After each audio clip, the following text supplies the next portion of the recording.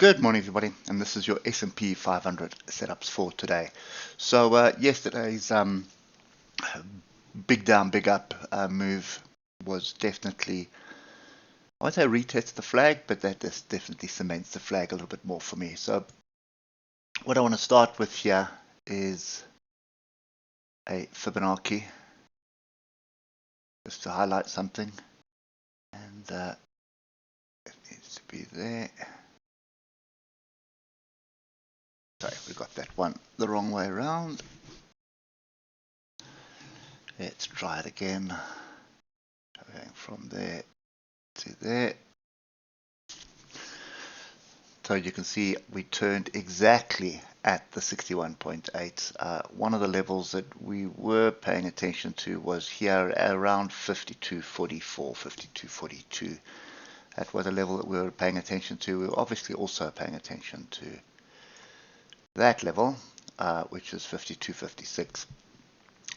Did not materialize, but if you just drill down, you can see the importance of that Fibonacci, 61.8. Just a little bit short of it, but anyway, that was the area that we should have been paying attention to. And what I'll do is just add this factual in here, and you can see that starts becoming, look left, that's a little bit of a zone, and that one was around 52.40. So big pullback. What it has done though is we've got a retest of the 150 EMA. That has been done with a nice pin bar and a bar that's golfed above it. And now we're not tracking the top of the flag. We've basically, for all intents and purposes, broken above that flag for a second time, or the top of the flag for a second time. So I think the diagonal's out of the way. We do have a fairly strong level that we're bumping our heads on here. So I take that with a pinch of salt right now, get down to the hour. And what we're looking for is a retest of structure. Now, there is a lot going on in the zone that we're in. So firstly, 52.89 or 52.90 and 52.84.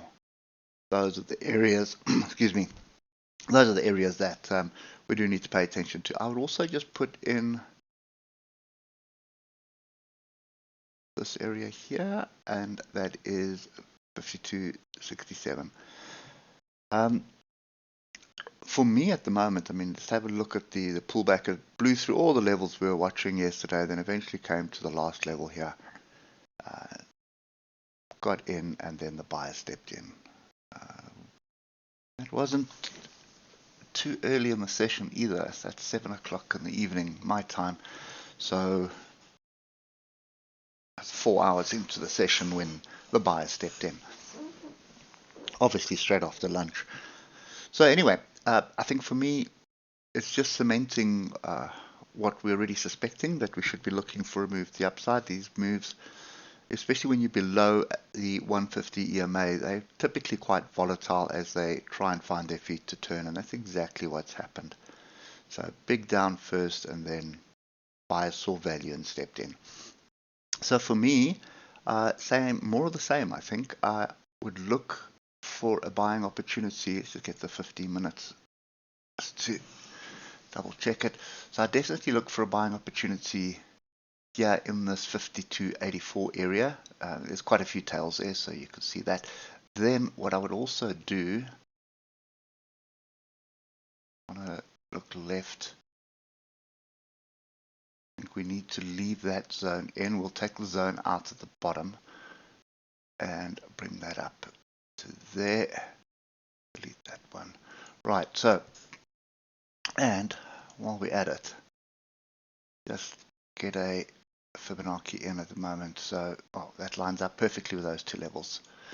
Okay, so let's delete that.